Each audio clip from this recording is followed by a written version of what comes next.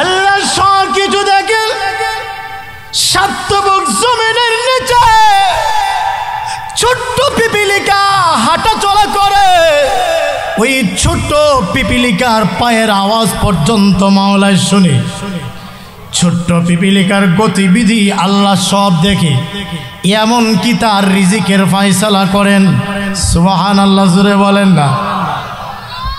ও কলিজার টুকরা ফেনীবাসী আমার, আল্লাহ তাআলা সব কিছু দেখেন। গুনাহের কাজ করেন, নেকের কাজ করেন, আল্লাহ রাব্বুল আলামিন সব কিছু তিনি দেখেন। তবু কিয়ামতের দিন গুনাহগার নাফরমানেরা যেন অস্বীকার করতে না পারে যে আল্লাহ আমি গুনাহ করি নাই। কিয়ামতের দিন যাহাতে অস্বীকার করতে না পারে যে আল্লাহ আমি গুনাহের কাজ করি নাই, আমি অন্যায় করি নাই, এইভাবে যেন অস্বীকার করতে না পারে, এই জন্য আল্লাহ রাব্বুল আলামিন সাক্ষী হিসাবে রেখে দিয়েছেন, বান্দা তোর 24 ঘন্টার নেকি বদি সব কিছুর সাক্ষী হয়ে যায় 4টা জিনিস। কথা বুঝে থাকলে বলুন তো, আমাদের নেকি বদির সাক্ষী হয় কয়েকটা আছে, তন্মধ্য থেকে বিশেষ করে 4টা হয়ে যায় সাক্ষী। আমাদের নেকি বদি যা কিছু করি এর সাক্ষী হয়ে যায় কয়টি জিনিস? কথা বুঝতেছেন? আপনাদের কি খারাপ লাগতেছে? কষ্ট হচ্ছে? এই সন্ধ্যাবেলায় তো কষ্ট হওয়ার কথা না। আরে একটু আওয়াজ দিয়ে, এই যে দিনী মাহফিলগুলো, এগুলো ইসলামের জন্য, এগুলো ইসলামের জন্য একটা সৌন্দর্য। আর ইনশাআল্লাহ এই মাহফিলগুলো এবং মুসলমানদের এই জামায়াত প্রমাণ করে আগামীর বাংলাদেশ মুসলমানদের বাংলাদেশ, আগামীর বাংলাদেশ ইসলামের বাংলাদেশ। গতকাল মাওলানা মিজানুর রহমান আজহারি সাহেবের মাহফিল আপনারা অনেকে শুনেছেন, দেখেছেন ইন্টারনেটে। আজকে নাস্তিক পাড়ায় আগুন ধরে গেছে।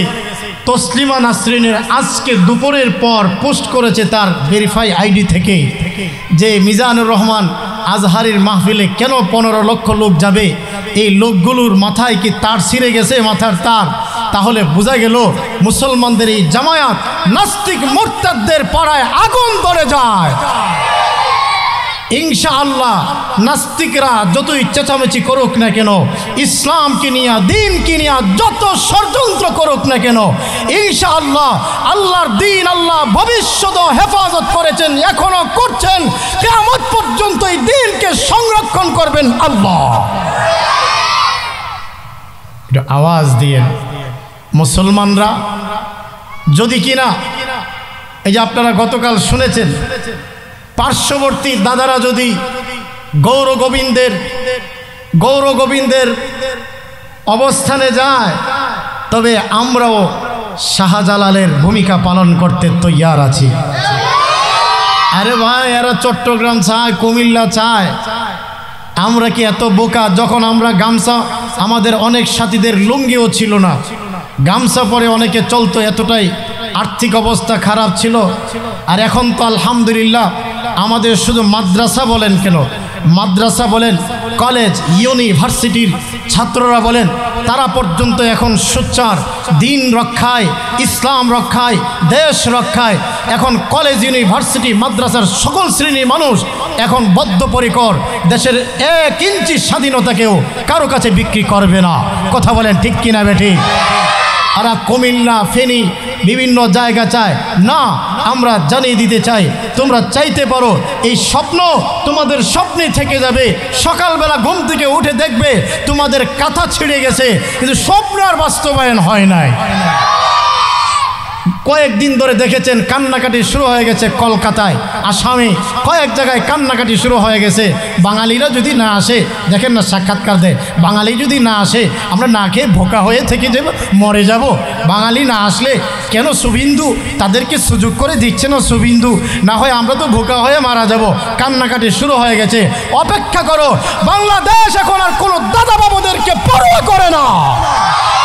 প্রয়োজন যদি হয় দেশের ইঞ্চি ইঞ্চি মাটিকে রক্ষা করার জন্য আবার 9 লক্ষ কেন, আমরা আবার 20 লক্ষ 50 লক্ষ শাহাদাত বরণ করব, এই দেশের 1 ইঞ্চি মাটিকে ছাড়ব না ইনশাআল্লাহ।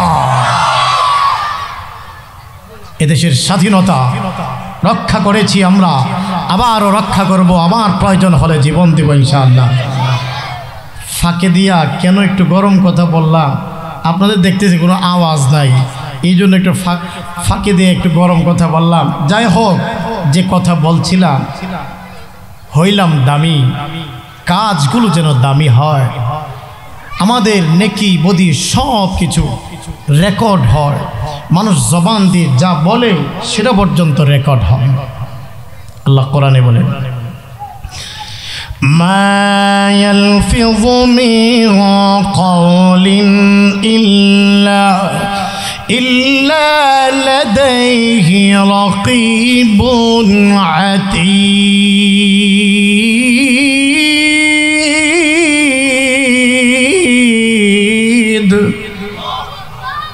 যা বের হয়, মা ইয়ালফিযু মিন কাওলিন, যা বের হয়, যে কথা কি হয়, রেকর্ড হয়, রেকর্ড হয়।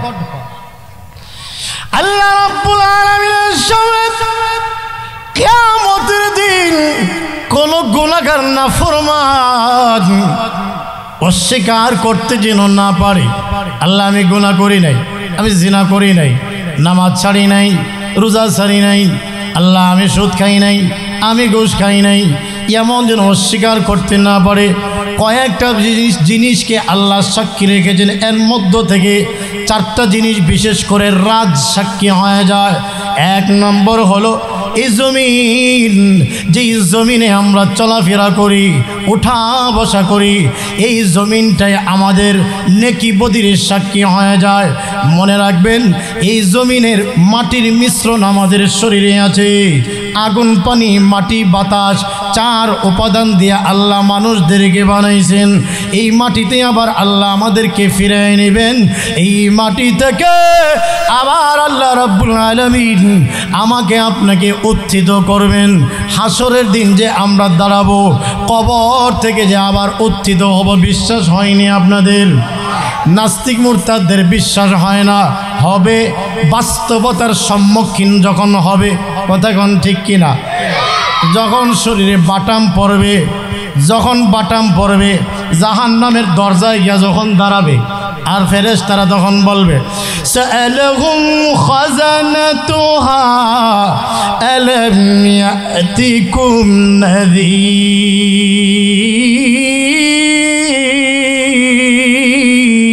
নাযীর। ফেরেশতারা জিজ্ঞাসা করব, এই তসলিমা নাসরিন, এ নাস্তিকেরা, এ জাহান্নামীরা, সাআলাহুম প্রশ্ন করবে, আলাম ইয়াতিকুম নাযীর, কোন ভীতি প্রদর্শনকারী কি তোমাদের কাছে যায়নি? কোন নবী, কোন রাসূল কি তোমাদের কাছে যায়নি? তোমাদের কাছে কি কোনো আলেম ওলামা যায়নি, তোমাদের বোঝায়নি? তখন কি বলবে জাহান্নামীরা? ওই বাস্তবতার সম্মুখীন হইলে বোঝা যায়, হাইরে হুজুররা তো বলতো দুনিয়াতে কিয়ামত আছে, হাসর নাসর আছে, জান্নাত জাহান্নাম আছে, বিচার দিবস আছে, আসলেই তো এখন বাস্তবে দেখতেছি। তখন কি বলবে? আল্লাহ কোরআনে বলেন, ক্বালু বালা ক্বাদ জাআনা নাযীর।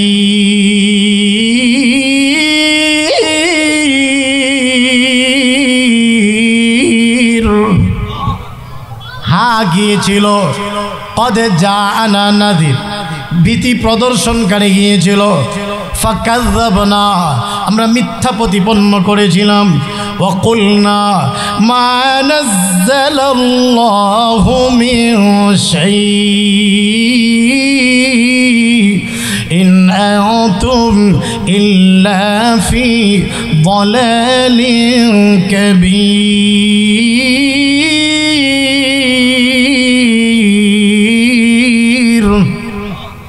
তারা তখন বলবে, ফাকাযযাবনা, হ্যাঁ গিয়েছিল, ফাকাযযাবনা, আমরা মিথ্যা প্রতিপন্ন করেছিলাম। আমরা তখন বলেছিলাম, মোল্লারা কত কথা বলবে, আছে না একদম, মোল্লারা মৌলবীরা কত কথা বলবে, তাকে সব কথা কি শুনুন লাগবো নাকি? এ ঘন ঘন মাদ্রাসা কেন হয়? কিছু মানুষ আছে অ্যালার্জি, এত ঘন মাদ্রাসা, আমাকে একটা ফিনি শহরের মধ্যে ডাইনে বামে কত মাদ্রাসা। আরে ভাই, এই দেশের যারা আলেম ওলামা, এই যে তোলাবা, আপনি দেখেন তাদের চরিত্র আজ পর্যন্ত বলতে পারবেন এটা মাদ্রাসার ছাত্র শুধু শুধু সামান্য একটা বিষয় নিয়ে গিয়া একজনকে গালিগুলোজ করে গিয়া দৌড় দিয়া ধরে মারধর করে, দেখছেন এমন হয়? তাহলে তারা চরিত্রবান হয়, এরা আদর্শবান হয়, কারণ আল্লাহর কোরআন তাদের সিনার ভিতরে আছে। এই দিন যার ভিতরে ঢুকে যায়, তার পুরাতন উগ্রতার যত রকমের আপনার শয়তানি চরিত্র সব আল্লাহর মেহেরবানিতে কোরআন ও হাদিসের অপারেশনে সব ভালো হয়ে যায়। ঠিক না বেটি? খলিফাতুল মুসলিমিন ওমর রাদিয়াল্লাহু আনহু ওনার শাসন আমলে খলিফাতুল মুসলিমিন ওমর রাদিয়াল্লাহু আনহুর আমলে দেখেন না কি হয়েছে। হযরতে ওমর যাকে দেখলে মানুষ ভয় পাইতো, আগের চরিত্রটা কেমন ছিল এটা বইলে আল্লাহ না, এটা তো আপনারা জানেনই ওমরের আগের চরিত্র কেমন। কিন্তু যখন ওমর আল্লাহর কোরআন শিখেছে, নবীজির চরিত্রের তাজ পেয়েছে, আল্লাহর নবী বিশ্বনবী রাহমাতুল লিল আলামিনের কাছে হযরতে ওমর তিনি যখন মুসলমান হলেন, ঈমান গ্রহণ করলেন, আত্মসমর্পণ করলেন, তখনই দেখা যায় ওমরের চরিত্র আগের চাইতে কোটি গুণ পরিবর্তন। আল্লাহু আকবার! ওমরের চরিত্র কি এটা তো আপনারা জানেন। এত পরিবর্তন কেমনে হইল, কিভাবে? নবীজির চরিত্রে তাজার কোরআনের শিক্ষা, জোরে কোন ঠিক কিনা? কোরআনের শিক্ষা, দ্বীনের শিক্ষা, তালিম মানুষকে উগ্রতা শেখায় না, মানুষকে এভাবে আপনার খারাপ বানায় না, বরং আল্লাহর কোরআনের শিক্ষা, দ্বীনের শিক্ষা মানুষকে উত্তম নাগরিক বানায়, আদর্শবান নাগরিক বানায়, ভালো ব্যবহার শেখায়। একটা ঘটনাও এমন বের করতে পারবেন না যে মাদ্রাসার হুজুর, মসজিদের ইমাম, মাদ্রাসার ছাত্র মাকে বাপকে নিয়ে বৃদ্ধাশ্রমে দিয়ে আসছে, এমন একটা ঘটনাও দেখাতে পারবেন না। আমি জেনারেল লাইনের আপনাদের ছোট করছি না, কিন্তু অনেক পাবেন এমন জেনারেল লাইনে যারা কিনা উচ্চ শিক্ষিত, বড় ইঞ্জিনিয়ার, বড় ডাক্তার, প্রবাসে সম্পদের পাহাড় করেছে, দেশে আসার টাইম নেই, মা বাবারে দেখবার টাইম নেই, বাপরে মারে নিয়া চাইল্ড কেয়ারে দিয়ে আসে, নিয়ে বৃদ্ধাশ্রমে দিয়ে আসে, আছে না? না আছে। কিন্তু কোনো আলেম দেখবেন এরকম করে না কখনো। তাইলে বোঝা গেল এদেশের সত্যিকারের নাগরিক থাকলে আলেম ওলামারা আছে। এই ভারত উপমহাদেশ স্বাধীন করতে গিয়া হাজার লাখ ওলামায়ে কেরাম রক্ত দিয়েছে, জীবন দিয়েছে, এই স্বাধীনতাকে উপহার দিয়েছে আমাদেরকে। আর যারা স্বাধীনতার বুলি নিয়ে আওড়ায়, মুখে শব্দ উঠায়, ওরা জানে না বাংলাদেশ তো পরবর্তীতে স্বাধীন হয়েছে, তার আগে এই উপমহাদেশকে সব ইংরেজদের থেকে 200 বছর শাসন করেছে যে ইংরেজরা, এদের থেকে হাজার হাজার উলামায়ে কেরাম জীবন দিয়ে ভারতবর্ষকে রক্ষা করেছে, উলামায়ে কেরাম। তাইলে বাংলাদেশ স্বাধীন হওয়ার পিছনে আগেই অবদান রয়েছে ভারতের স্বাধীনতা, আর সেটা ভারত উপমহাদেশের স্বাধীনতা, আর সেটা অর্জন করেছিল উলামায়ে কেরামের রক্তের বিনিময়ে। আলেমদের অবদান ভুলে গেলে চলবে না। তো যাই হোক, আমি যে কথা বলছিলাম, আলেম বানান, হাফেজ বানান। একজন হাফেজে কোরআন যে আল্লাহর হালালকে হালাল জানে, হারামকে হারাম মানছে, সে কমসে কম 10 জন জাহান্নামীকে সুপারিশ করে আল্লাহর জান্নাতে নিতে পারবে। ব্রাহ্মণবাড়িয়ার মুফাসসির সাহেব হুজুর সিরাজুল ইসলাম সাহেব হুজুর বলতেন, এটা বুজুর্গদের কথা, যে 10 জনকে নিয়ে জান্নাতে যাবে একজন হাফেজে কোরআন, তারা হলো হাফেজে কোরআনের আম্মা, আব্বা, দাদা, দাদি, নানা, নানি, এরপরে আপনার শ্বশুর শাশুড়ি। কয়জন হইল? 8 জন। আর 2 জন হইল যারা হাফেজে কোরআনকে জায়গির রাখে, মানে খাবার খাওয়ায়, তার খরচ ইত্যাদি বহন করে। বাবা দূর থেকে আইছো, আমাদের গ্রামে পড়াশোনা করো, আমাদের এই শহরে পড়াশোনা করো, আয় রে বাবা, মাথার মধ্যে হাত বোলায় দেয়, তাকে মহব্বত করে, আদর করে, মায়া করে। এই লোকটাকে ওই হাফেজে কোরআন কোনো না কোনোভাবে কিয়ামতের মাঠে তার সঙ্গে আল্লাহ পরিচয় করায় দিবে। দেখে চিনে ফেলবে এটা আমাদের মাদ্রাসার ছাত্র, ও মাদ্রাসার হুজুর, ও মাদ্রাসার তালেবে ইলম, আপনি না আমগো ওই হামিউস সুন্নাতে পড়ছেন বলে হ, মানে কোনো না কোনোভাবে আল্লাহ ওই লোকটার সাথে সাক্ষাৎ করাইয়া দিবে। সুবহানাল্লাহ। বাড়িতে যায় বললেন কোনো না কোনোভাবে কিয়ামতের দিন আল্লাহ রাব্বুল আলামিন সাক্ষাৎ করাইয়া দিবেন। আলেমদের যারা মহব্বত করে, তুলাবাদের মহব্বত করে, তো আপনি তো জান্নাতের টিকিট পাইছেন গো। আল্লাহ রাব্বুল আলামিনের কাছে একটু সুপারিশ করেন না। যাকে আল্লাহ জান্নাতের টিকিট দেয় আল্লাহ তো ফেরত নেয় না, আপনি একটু সুপারিশ করেন না। আপনার টিকিট তো আল্লাহ ফেরত নেবে না। ঠিক আছে, আল্লাহর কাছে যায় দরখাস্ত করবে। কোরআনের আলেম, কোরআনের হাফেজ, দিনের আলেম যায় দরখাস্ত করবে, রাব্বুল আলামিন এই যে লোকটা আল্লাহ দুনিয়াতে মহব্বত করছিল, আল্লাহ আমারে মহব্বত করছে, মানে তোমার কোরআনকে মহব্বত করছে। আল্লাহু আকবার। ও আল্লাহ, তাকে কি ক্ষমা করে দেওয়া যায় না? তো দেখা যাবে আলেম হাফেজ কোরআনদের দরখাস্ত, সুপারিশ আল্লাহ রাব্বুল আলামিন কবুল করবেন। তখন তার সুপারিশে আল্লাহ ওই লোকটার গুনাহ খাতাগুলো মাফ করে জান্নাতের ফয়সালা করে দিবে। আলেমদের সাথে শত্রুতা না মহব্বত? উলফত, ভালোবাসা, মহব্বত আল্লাহ কবুল করেন। ও দরদিরা আমার, জাহান্নামের পরে জিজ্ঞাসা করা হবে আলাম ইয়াতিকুম নাযির, কোন আলেম ওলামা নবী রাসূল কেউ কি তোমাদের বোঝায়নি? ভীতি প্রদর্শনকারী কি যায়নি? বলবে হ্যাঁ গিয়েছিল, কিন্তু আমরা মিথ্যা প্রতিপন্ন করেছি। ফাকাজ্জাবনা, আমরা মিথ্যা প্রতিপন্ন করেছিলাম তাদেরকে। আমরা আরো বলতাম মা নাযালাল্লাহু মিন শাই,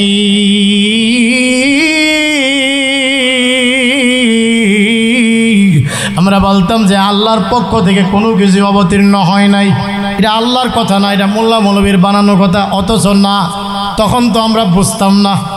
আল্লাহ আমগরে বুঝ দান করেন, বলেন আমিন। ও দরদিরা, ওগো কলিজার টুকরারা, আমি যে কথাটা বলতেছিলাম যে আল্লাহ রাব্বুল আলামিন এই মাটি থেকে আমাদের বানাইছেন, মাটিতে ফিরাই নেবেন, আবার এই মাটি থেকে উত্থিত করবেন। আল্লাহ বলেন মিনহা খলাকনাকুম ওয়া ফিহা নুঈদুকুম ওয়া মিনহা নুখরিজুকুম তারাতান উখরা।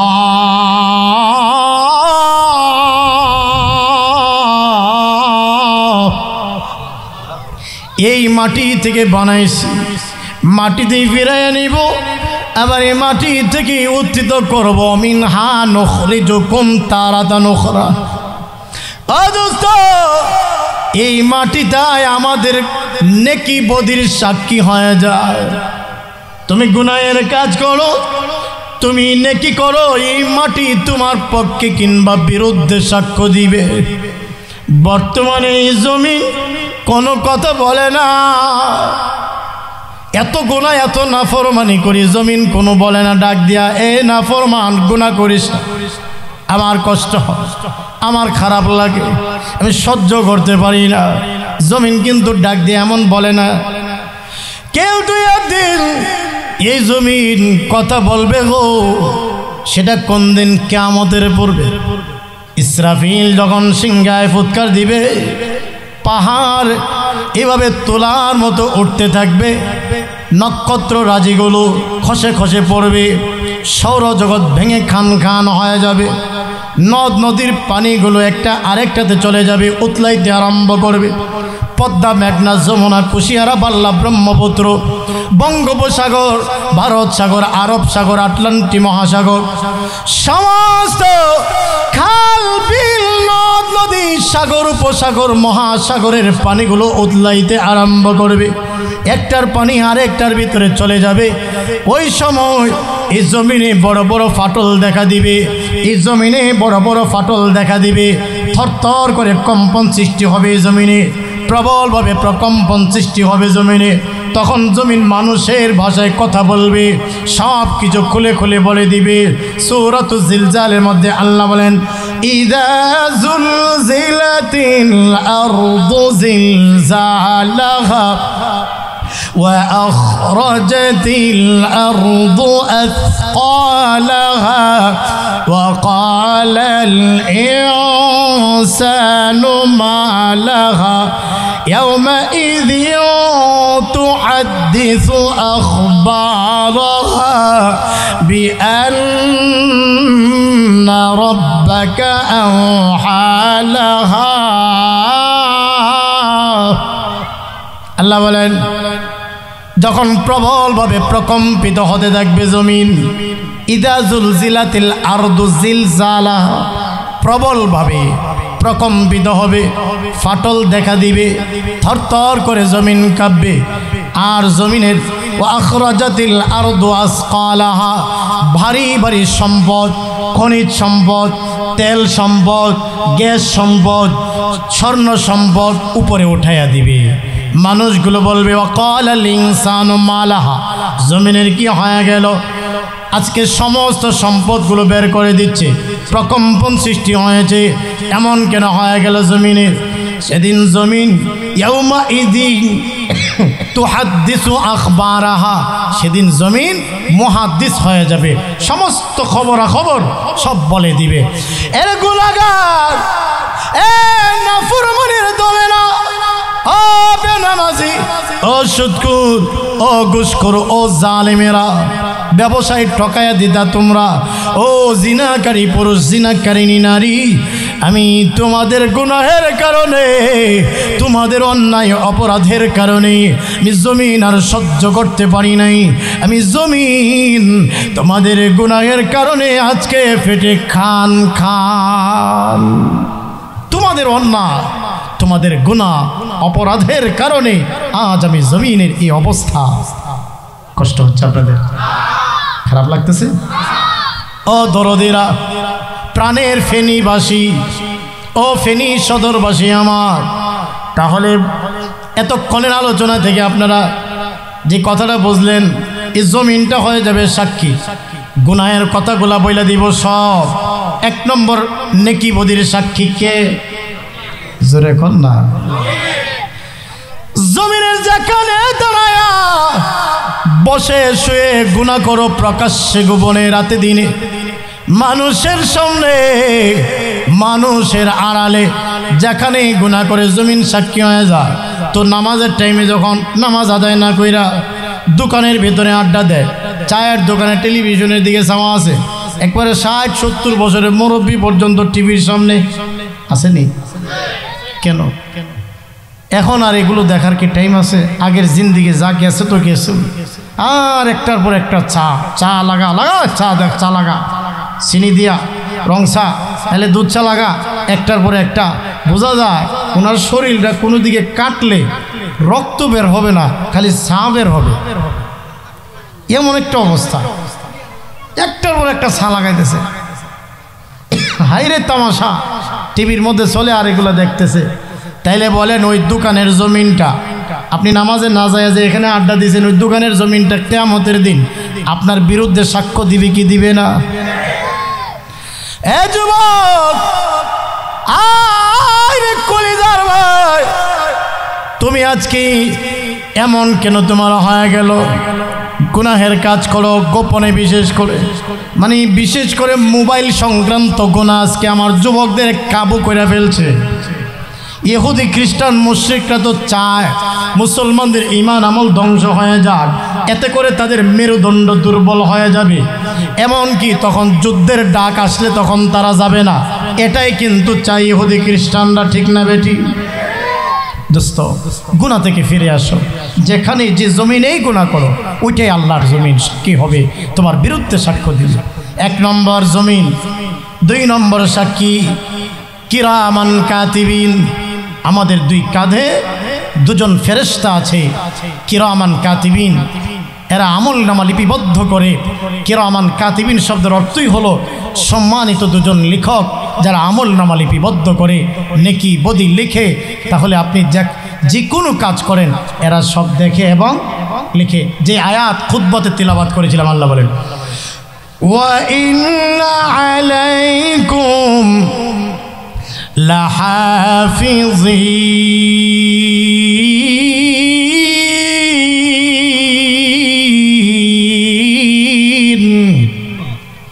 নিশ্চয় তোমাদের দেখভালের জন্য রয়েছে নিযুক্ত ফেরেশতা। এরা কারা? কিরামান কাতিবিন, সম্মানিত দুজন লেখক লিপিবদ্ধ করে। ইয়ালামুনা মা তাফআলুন,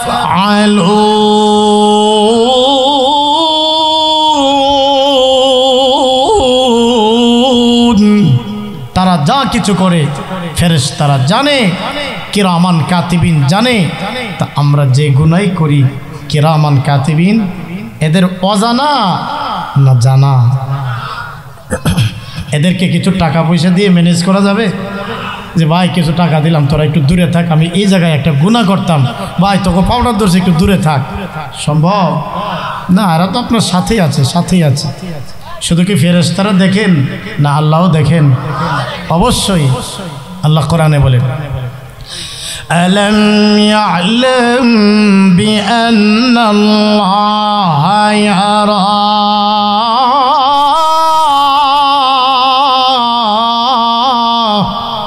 আমার বান্দা কি জানে না? সে কি জানে না যে আল্লাহ তাকে দেখতেছে? এই যে গুনাহ করে, এই যে বান্দা বান্দি গুনাহে লিপ্ত হয়, আমার বান্দা বান্দি কি জানে না যে আল্লাহ তাকে দেখতেছেন? অন্য আয়াতে আল্লাহ বলেন ইন্না রাব্বাকা লাবিল মিরসাদ,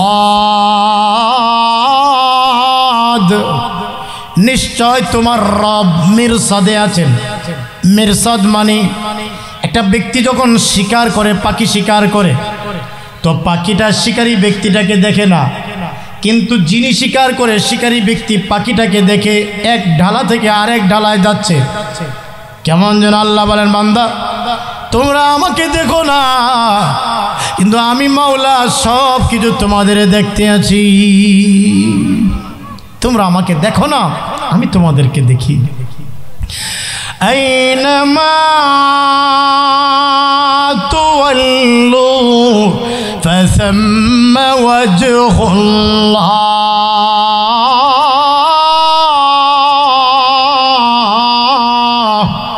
বান্দা তোরা যেখানেই থাকো আল্লাহ সেখানে আছে, যেদিকে মুখ ফিরাও সেদিকেই আল্লাহ আছেন। তাহলে আমার দুস্তরা, ও ফেনী জেলার আমার মুরব্বী বাপজানরা, কলিজার যুবক ভাইয়েরা, আমার প্রাণের মায়েরা বোনেরা, এই জন্য যেহেতু আল্লাহ আমাদের অবলোকন করেন তাই গুনাহ করার কোনো সুযোগ নাই। ফেরেশতারা দেখেন এবং লেখেন, গুনাহ করার কোনো সুযোগ নাই। এক নম্বরে রাত সাক্ষী হলো জমিন, দুই নম্বর হলো কিরামান কাতিবিন, তৃতীয় হলো আমল নামার কিতাব। যে বইতে, যেই কিতাবে আমল নামা নেকি বদি লেখা হয়, ওই বইটা এটাই হলো আমল নামার সাক্ষী, নেকি বদিনের সাক্ষী। সূরাতুল কাহফের মধ্যে আল্লাহ বলেন ওয়া উযিআল কিতাব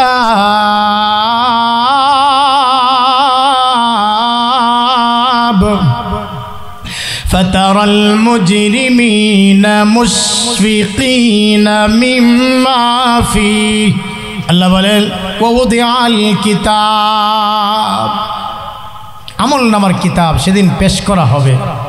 ফাতারাল মুজরিমিনা, মুজরিম গুনাহগার অপরাধী যারা, এরা দেখবে ভীত সন্ত্রস্ত হালতে, এরা দেখবে আমল নামার কিতাবে হাইরে সবই তো লেখা আছে, ছোট বড় সমস্ত নেকি বদির কথাই তো এখানে লেখা আছে। আজকে আমার কি উপায় হবে? অপরাধীরা আফসোস আর আক্ষেপ করবে, হাই রে আফসোস, আমার কি হবে রে আজকে, আমার কি হবে। অন্য আয়াত আল্লাহ বলেন ইকরা কিতাবাক কাফা বিনফসিকাল ইয়াওমা আলাইকা হাসিব। করে না অনেক করে? আমার আপনার মা বাবা যেই পরিমাণের মায়া মমতা করেছেন, এটা কি ভাষায় বোঝানো যায়? কলকলে শীতে মা ভেজা জায়গায় শুয়ে যায়, সন্তানটারে শুকনো জায়গায় ঘুম পাড়ায় দেয়। এটা আমার জাদুমণি। বাচ্চা প্রস্রাব করছে, মা তারে চুমু খায়। বাচ্চা পায়খানা করছে, পায়খানা পরিষ্কার করে মা তারে জড়ায় ধরে মুখে গালে চুমু খায়। কথা কন না? 100 ভাগ মায়া থেকে 1 ভাগ মায়া মমতার কিঞ্চিত পরিমাণ মা পেয়েছে। মা সন্তানের প্রস্রাব পায়খানা পরিষ্কার করে তার মুখে গালে চুমু খায়। আরে বাবা, তুই আমার জাদুমণি, তুই আমার কলিজার টুকরা। সামান্য মায়া মমতা পায়া সন্তানটারে যদি এত আদর করতে পারে, তাহলে আমরা যে গুনাহ করেছি, আমাদের যে গুনাহ, বলেন দেখি, আমার আল্লাহ রাব্বুল আলামিন তিনি যদি চান, তিনি তো আরো 99 ভাগ মায়া দয়া তার কাছে রেখে দিয়েছেন। তিনি চাইলে কি আমার আপনার মতো গুনাহগারদের মাফ করতে পারেন না? একটু মায়া করে ডাক দেন না আল্লাহ, মায়া করে ডাক দেন আল্লাহ। লজ্জা ছেড়ে কলিজা থেকে ডাক দেন আল্লাহ। মুখটা ভৈরা ডাক দেন আল্লাহ। অন্তর থেকে ডাক দেন আল্লাহ।